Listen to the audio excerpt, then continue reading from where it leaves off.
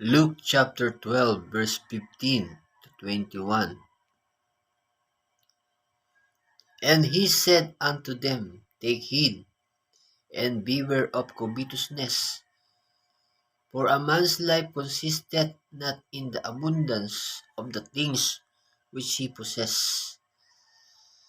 At sinabi niya sa kanila, Mangagmasid kayo at kayo'y mag-ingat sa lahat ng kasakiman, sapagkat ang buhay ng tao ay hindi sa kasaganaan ng mga bagay na tinatangkilik niya.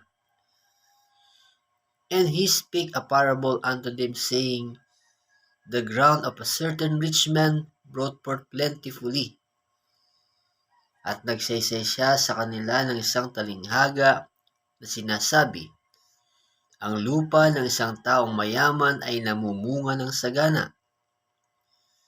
And he thought within himself, saying, What shall I do, because I have no room where to bestow my fruits? At iniisip niya sa sarili na sinasabi, Ano ang gagawin ko, sapagkat wala akong mapaglalagyan ng aking mga inaning bunga? And he said, This will I do. I will pull down my barns and build greater, and there will I bestow all my fruits and my goods.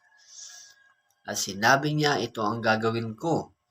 Igigiba ko ang aking mga bangal at gagawa ko ng lalong malalaki, at doon ko ilalagay ang lahat ng aking butil at ang aking pag-aari. And I will say to my soul, Soul, thou hast much goods laid up for many years. Take thine ease, eat, drink, and be merry.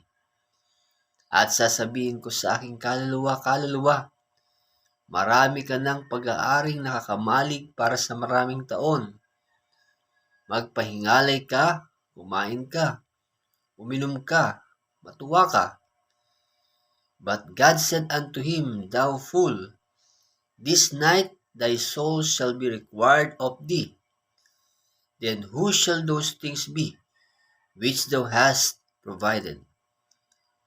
Tatapat sinabi sa kanya ng Diyos, Ikaw nahaling, hihingin sa iyo sa gabing ito ang iyong kaluluwa, at ang mga bagay na inihanda mo ay mapapasa kanino kaya?